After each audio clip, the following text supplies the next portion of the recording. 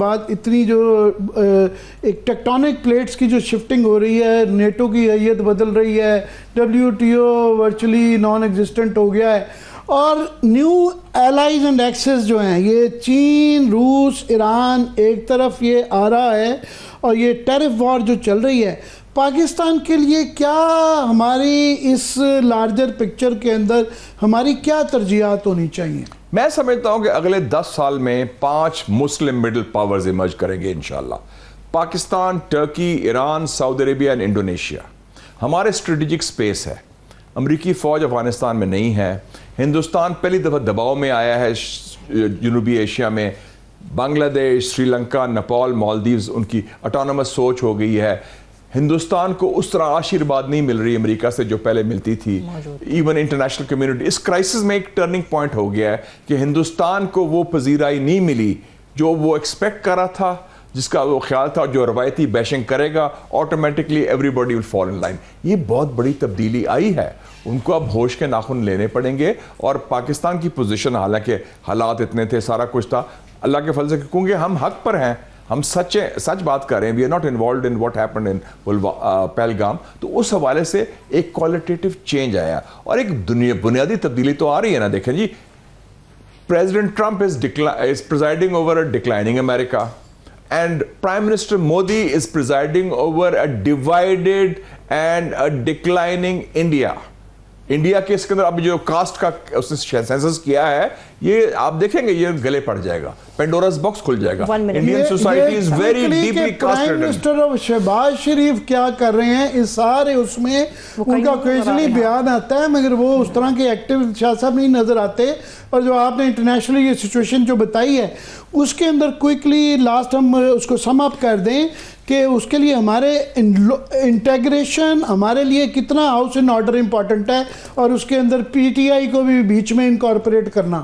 یہ ایک سنہری موقع ہے پاکستان کے لیے، اٹس اے گولڈن اپرچونٹی۔ اللہ تعالیٰ نے بڑا فضل کیا اس ملک پر، اور اس وقت اولین ترجیح داخلی حوالے سے ہونی چاہیے ہیلنگ ٹچ۔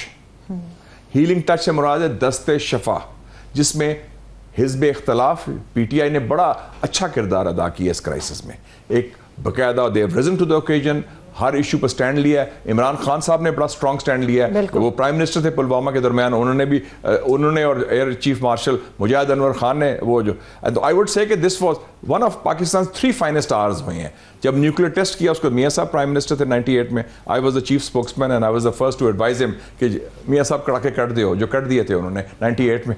2019 میں پرائم منسٹر عمران خان اور ایئر چیف مارشل مجاہد انور خان بڑا دبنگ، اس سے پہلے ایئر چیف مارشل سہیل امان بھی بڑے دبنگ تھے، وہ سٹینڈ لیا، فائنسٹ آر۔ اور اس دفعہ I think the man of the match I would say is General Syed Asim Munir. He is risen to the occasion, اور وہ واقعی جس طرح ہم نے ہینڈل کیا، this is one of Pakistan's finest hours in national security. باقی جو سیولین قیادت ہے وہ اس میں تھوڑا سا لیٹس ہوپ کہ ان کو بھی کچھ at the end of the day اپنا ہاؤس ان آرڈر کرنا بڑا ضروری ہے، باہر کے ایشوز کو نبر آزمان کی۔ بہت بہت شکریہ شاہ صاحب، بہت شکریہ۔ سینیٹر مشاہد حسین سید صاحب ہمارے ساتھ موجود تھے۔ ایک چھوٹا سا بریک لیتے ہیں، بریک سے واپس آئیں گے۔ بارڈرز کے حوالے سے بات ہو گئی، پاکستان کی اکانومی کے اوپر ہم بات کرنے جا رہے ہیں۔ بریک کے بعد ہمارے ساتھ رہیے۔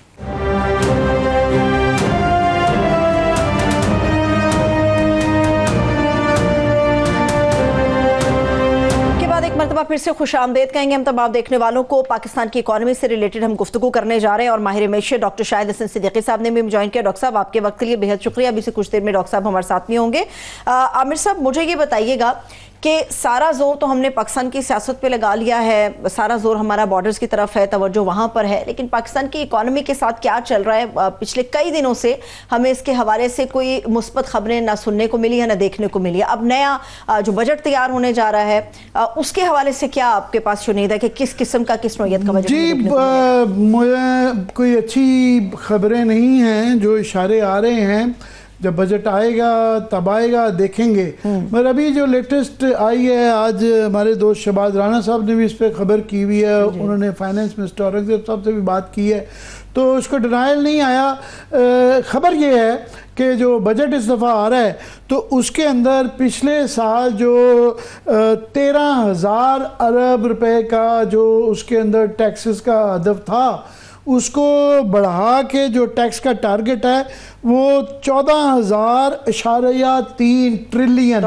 مطلب 14,300 ارب روپے کے جو ہے نا ٹیکسز کا ٹارگٹ لگا رہا ہے۔ یاد رہے کہ پچھلے سال جو ہے وہ 850 کا آلریڈی گیپ آ گیا ہوا ہے، یہ 2 ٹریلین بڑھا رہے ہیں اور اس کے اندر بتایا جا رہا ہے کہ 500 ارب روپے کے اور ٹیکسز لگائے جائیں گے۔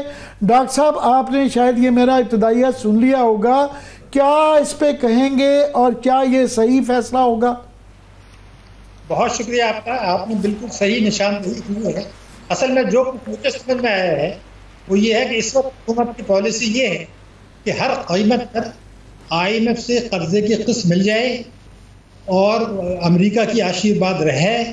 معیشت کی بہتری ان کے ایجنڈے میں شامل نہیں ہے، عوام کو ریلیف دینا ان کے ایجنڈے میں شامل نہیں ہے، کیونکہ حکومت پاکستان میں یہ سمجھتی رہی ہیں کہ اقتدار میں رہنے کے لیے امریکہ کی آشیرواد اور پاکستان کے آشیرواد اور IMF کا قرضہ چاہیے، تو اسی طرف ان کی پوری کوشش ہے۔ یہ ہے ہی نہیں کہ عوام کو کہیں ریلیف دینا ہے، معیشت میں بہتری لانی ہے۔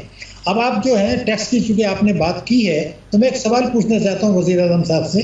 انہوں نے خود یہ فرمایا تھا، آپ کو یاد ہوگا کچھ مہینے پہلے، کہ ہمارا FBR جو ہے جتنا پاکستان میں ٹیکسوں کی استعداد ہے اس سے 15,000 ارب روپیہ سالانہ کم وصول کر رہا ہے وہ۔ لیکن وہ تو اس وقت ہے نا جب آپ ہر قسم کی آمدنی پر ٹیکس لگائیں، معیشت کو دستاویزی بنائیں، کچھ 70,000 ارب روپے کا جو بلیک منی ہے جس کو آپ بڑے حد تک آپ میں تو ڈاکومنٹ کر سکتے ہیں، مگر حکومت کو دلچسپی نہیں ہے۔